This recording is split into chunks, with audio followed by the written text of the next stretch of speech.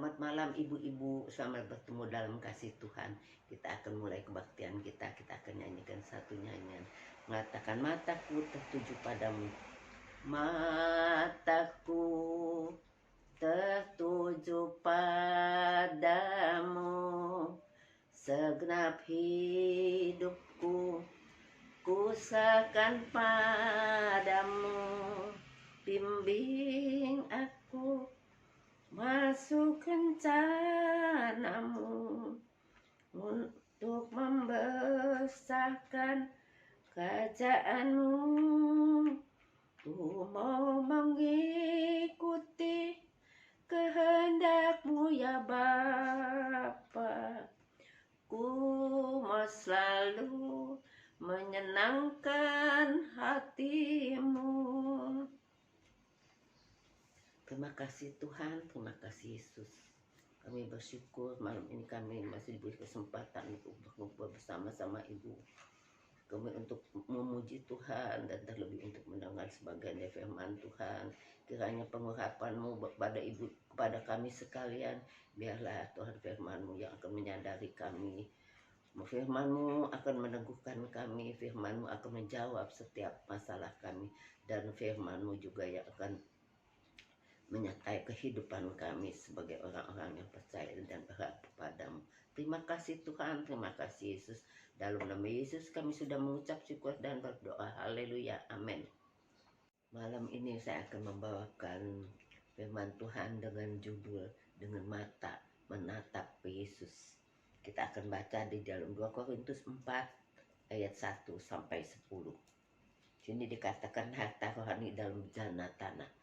Oleh kemurahan Allah kami telah menerima pelayanan ini, karena itu kami tidak tawar hati. Tetapi kami menolak segala perbuatan tersembunyi yang memalukan. Kami tidak berlaku licik dan tidak memalsukan firman Allah. Sebaliknya kami menyatakan kebenaran, dan dengan demikian kami menyerahkan diri kami untuk dipertimbangkan oleh semua orang di hadapan Allah.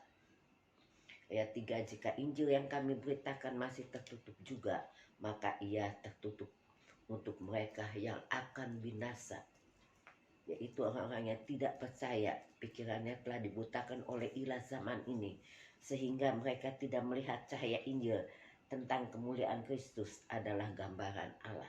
Ayat 5, sebab bukan diri kami yang kami beritakan, tetapi Yesus Kristus sebagai Tuhan dan diri kami sebagai hamba-Mu karena kehendak Yesus. Ayat 6, sebab Allah yang telah berfirman, dari dalam gelap akan terbit terang. Ia juga yang membuat terangnya bercahaya di dalam hati kita, supaya kita beroleh terang dari pengetahuan tentang kemuliaan Allah yang nampak dari wajah Kristus. Ayat ke-7, tetapi harta ini kami punyai dalam bejana tanah liat, supaya nyata bahwa kekuatan yang melimpah-limpah itu berasal dari Allah, bukan dari diri kami. Ayat yang ke-8, dalam segala hal kami ditindas namun tidak terjepit. Kami habis akal namun tidak putus asa. Yang ke-9, kami dianiaya namun tidak ditinggalkan. Tidak ditinggalkan sendirian. Kami dihempaskan namun tidak binasa. Kami senantiasa membawa kematian Yesus di dalam tubuh kami, supaya kehidupan Yesus juga menjadi nyata di dalam tubuh kami. Di sini diceritakan tentang Rasul Paulus yang baru mengenal Yesus, di mana dia banyak cobaan, banyak masalah yang datang bertubi-tubi di dalam Tuhan. Dengan kekuatan Tuhan dia merasakan pertolongan Tuhan. Rasul Paulus adalah contoh orang yang mengalami proses pembentukan dari Tuhan. Kita akan baca lagi di dalam 1 Korintus 15 ayat 9 sampai 10. Karena aku adalah yang paling hina dari semua rasul, sebab aku telah menganiaya jemaat Tuhan. Tetapi karena kasih karunia Tuhan, aku adalah sebagaimana aku ada sekarang, dan kasih karunia yang dianugerahkannya kepadaku tidak sia-sia. Sebaliknya aku telah bekerja lebih keras daripada mereka.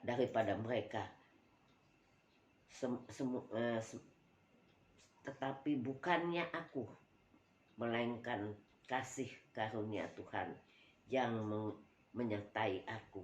Mana kan Rasul Paulus mengatakan dia merasakan bahwa dia rasul yang paling hina, karena sebelum dia mengenal Tuhan, banyak umat-umat Tuhan dibunuh oleh Rasul Paulus.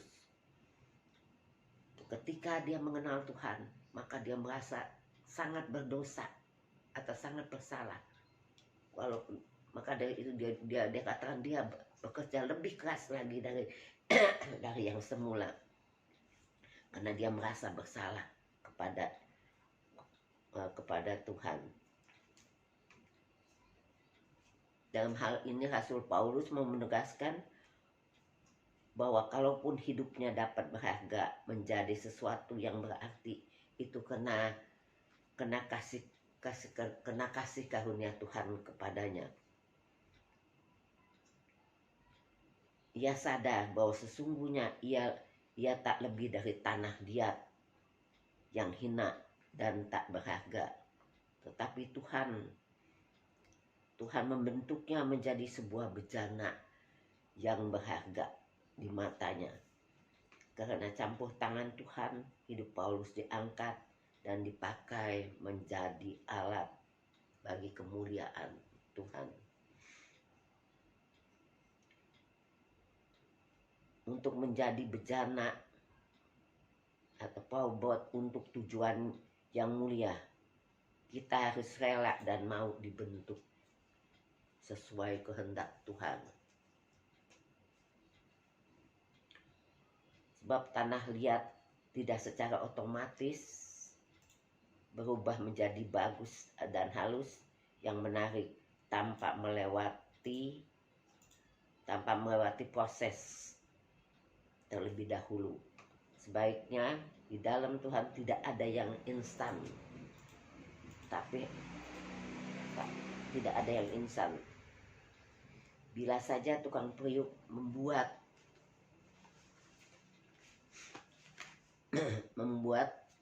bejana itu secara cepat atau instan, tapi hasilnya tidak baik, tidak bisa dijamin kualitasnya.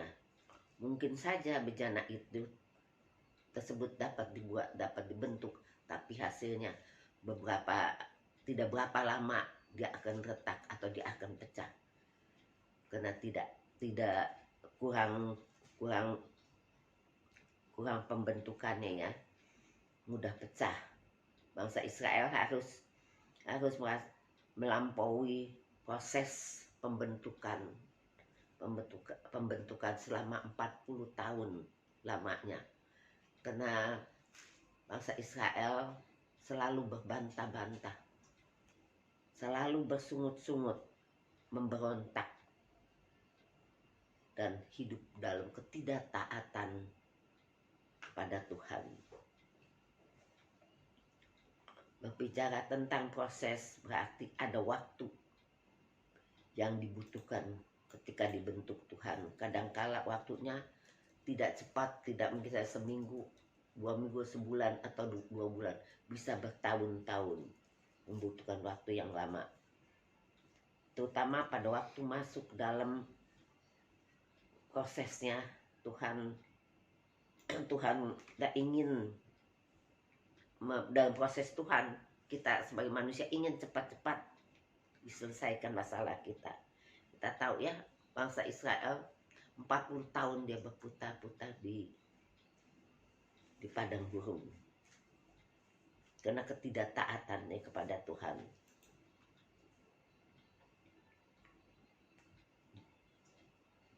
Juga lamanya proses tergantung bagaimana kondisi tanah liat, apakah mudah dibentuk atau tanah liatnya sukar dibentuk. Itu juga yang menjadi masalah.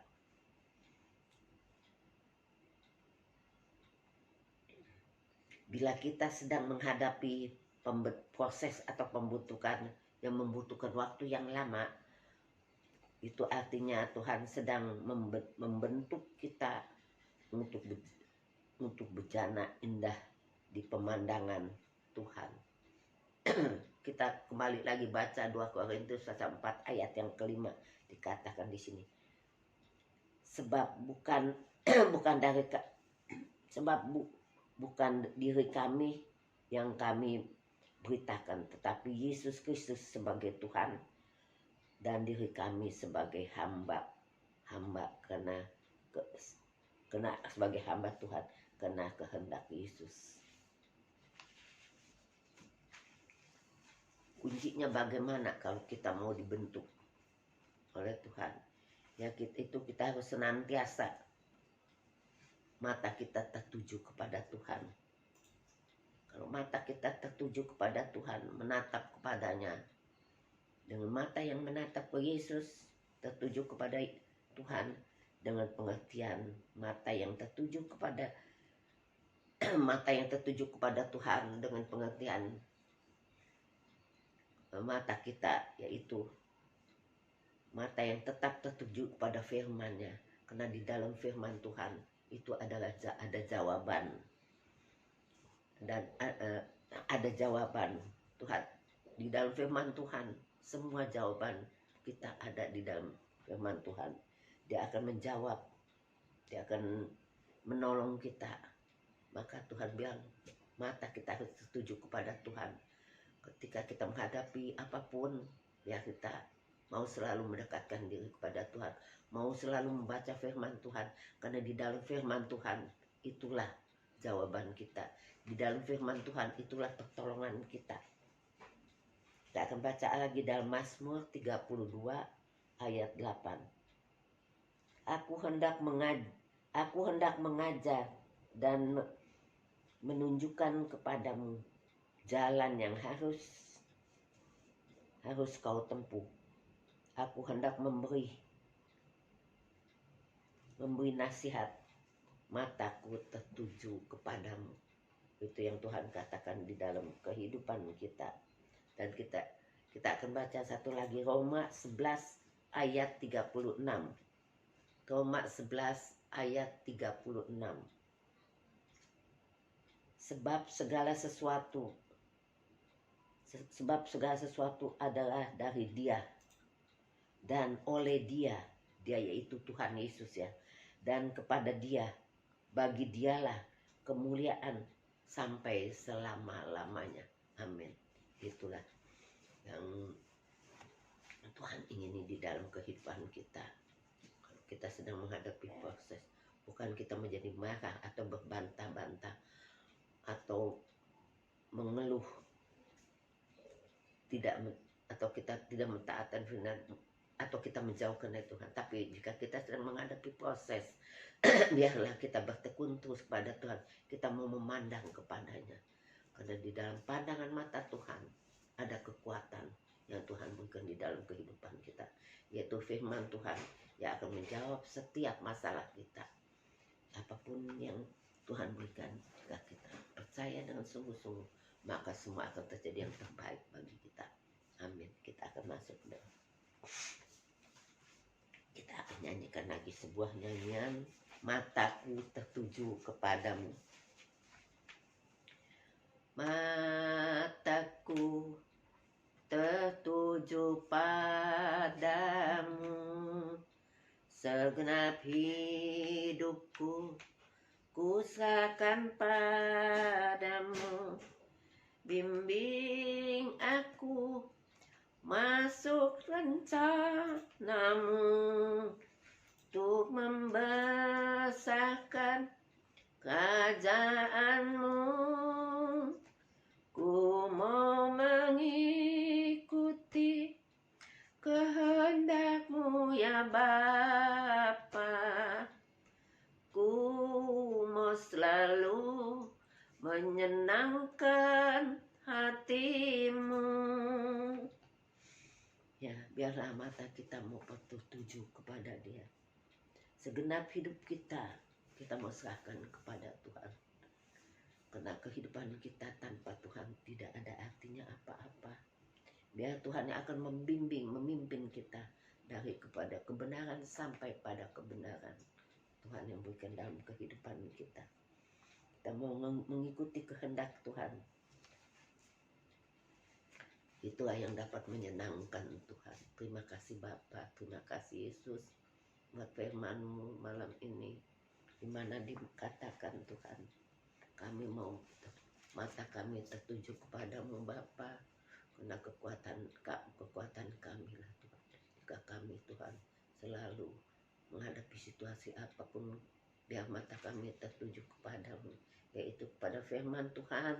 Firman Tuhan akan menunjukkan jalan-jalan hidup kami menjadi lebih baik.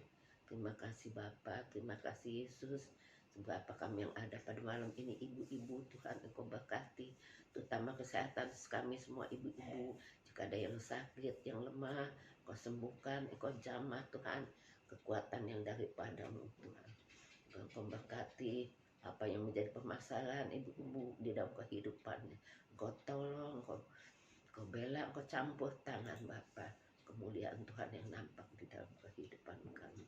Tuhan, kami juga tidak lupa berdoa buat Bapak Gembala kami Tuhan. Engkau terus berikan kesehatan demi kesehatan, kekuatan demi kekuatan Tuhan. Dan Bapak Gembala kami boleh tetap dapat melayani sidang jemaat yang ada, baik Taman Aris, baik di Pluit. Tuhan, kuatkanlah Tuhan kesehatannya, jamah, sembuhkan apapun yang menjadi masalah. Engkau berikan jalan keluar yang terbaik Tuhan. Obat-obatan yang masih dikonsumsi oleh Bapak Gembala kami, Engkau sucikan, kuduskan, supaya setiap obat-obat yang diminumnya Tuhan mendatangkan kesehatan, mendatangkan kesembuhan Tuhan. Jauhkan dengan hal yang tidak baik Tuhan. Engkau Allah yang maha mengerti, maha memperdukan banyak hal yang Bapak Gembala menjadi masalah. Tuhan sendiri yang akan campur tangan Bapak Tuhan di dalam keluarganya Tuhan. Kau berkati juga Ibu Gembala bersama anak mantu cucunya Tuhan. Kau tolong, Kau berkati, Kau sehat-sehatkan semua Tuhan. Kau tutup bungkus semua dalam kuasa darah-Mu. Kiranya Roh Kudus senantiasa memberi kekuatan Bapak bagi Ibu Gembala kami Tuhan, sebagai pembimbing kami kaum ibu Tuhan. Tolong juga Tuhan, apapun yang menjadi rencana dan masa depan keluarga Bapak Gembala semua, Kau tolong. Kemuliaan hanya bagi nama Tuhan. Terima kasih Yesus, terima kasih Tuhan. Kami serahkan doa kami sepanjang hari ini sampai selama-lamanya. Dalam nama Yesus kami sudah mengucap syukur dan berdoa. Haleluya. Amin.